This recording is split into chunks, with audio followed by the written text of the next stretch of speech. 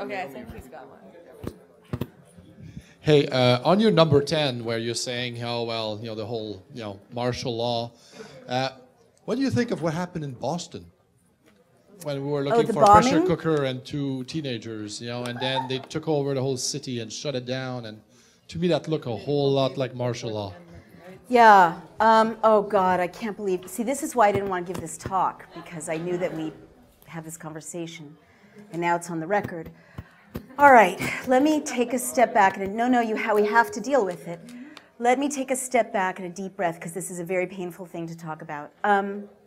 So all over the world, we know, it's well established, the State Department and intelligence agencies engage in theater, and it's what they do, it's spycraft, to create spectacles and events that people may not realize are spectacles and events, but that, well, like the overthrow of Mossadegh in the 50s in Iran. They'll funnel money to protesters, they'll, fly people in to infiltrate protesters, they'll create fake newspapers, and so on. So we know that this happens in countries around the world.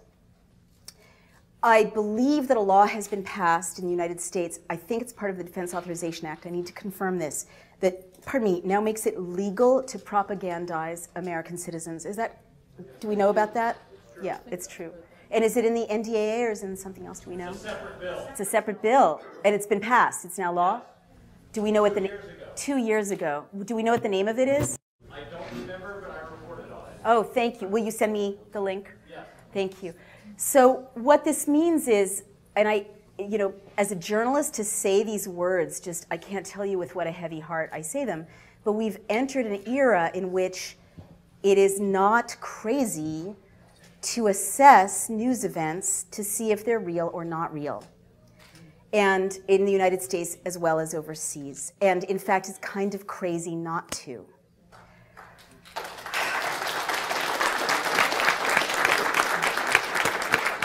Now, there's so much hype about what I just said, and so I want to be very clear about it so it can't be taken out of context.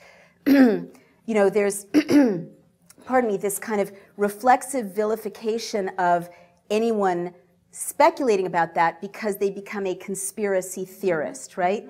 Well, just bear with me. I've often thought about this because our intelligence agencies, I respect spies. I mean, who are doing, like before it got out of control, I believe we need intelligence. I believe we need intelligence agencies. I don't think there's anything dishonorable about being in the intelligence services if you obey the Constitution and the law. But all over the world, our intelligence services are engaged in conspiring to create outcomes. That's their job. That's how they're successful. So now that it's illegal to propagandize in the United States, it doesn't surprise me that there's more and more products coming up in popular culture, more and more events in the news stream that seem to be, to my eye, to be subsidized. Let me give you some examples of that. I'm not talking about Boston right now. I'll get to that. We also talked earlier about infiltrators, right? And how they provoke violence. This is well established. So if we know that infiltrators by the police, NYPD, they've been documented, or other police forces, dress up like people they're not and provoke violence, why is it unthinkable that there might be spectacles that might drive an outcome in the news stream?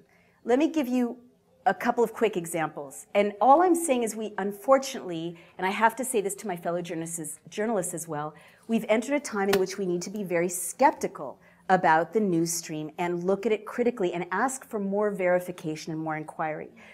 And that's just being good reporters. And it makes it like this. There's spectacle fed into the news media in China. There's spectacle fed into, like Chile. How did Pinochet, engage in his coup? He created photographs of a cache of weapons that the terrorists had, hidden. Was it real? Was it not? Most historians think it wasn't. I mean, this is like not unusual, in the process of creating a closed society. So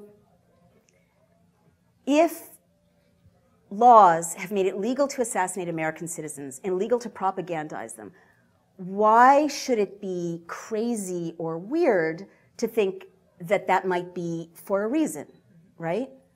All right. I saw the movie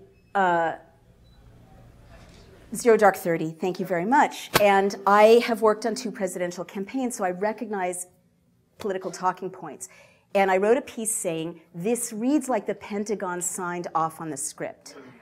Because there were like chunks of political talking points identifiable to anyone who's worked in Washington, right? And you don't come up with those if you're a writer writing a screenplay.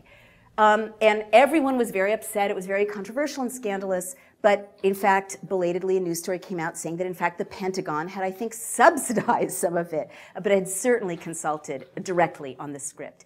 And I see more and more TV shows about the CIA and more TV shows about spies and gigantic blockbusters in which surveillance is normalized and gigantic blockbusters in which people are tortured to get them to talk in a way that might exonerate people who actually tortured people to get them to talk in Guantanamo. And there's all this money being pumped into these unaccountable, terrorism fighting things. And now there's no law preventing that money from going through front organizations right into popular culture. So that's of interest to me. And so another thing I want to say, and there's so many people waiting to ask a question, but I just need to say this, is I'm skeptical of certain news events that seem more theatrical than the norm.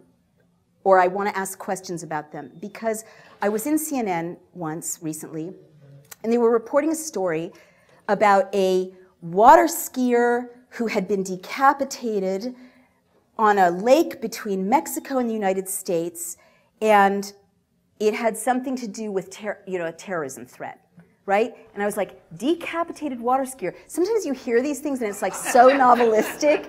You're like, real life doesn't work that way. Like, these are so novelistic. Someone's coming up with it to make it stick in the popular imagination. Or it just makes you think, well, I'd like to document that. I'm a reporter. What's the source? And it kept being just this one guy, Judge Arpajo in Texas. I may be mispronouncing his name. He's a very, yes. Yeah, he was the source, he was the source, he was the source. And I have this wonderful Facebook community all over the world. And I went on Facebook and I'm like, Mexican Facebook community, is there any reporting about a beheaded water skier in this lake, in this place in Mexico? And they're like, no, what are you talking about? There's nothing like that. Doesn't exist. So I turned to the CNN producer and said, do you have a second source for this story? And it was all over the news, all over the news, all over the news. And they're like, and they checked and it's like, nope, just this guy, Judge, whatever. And I'm like, well, can you find a second source? And they were blushing and embarrassed, and they looked and they confessed that they didn't have a second source, which if you know what journalism is, you're supposed to confirm it with 2 sources.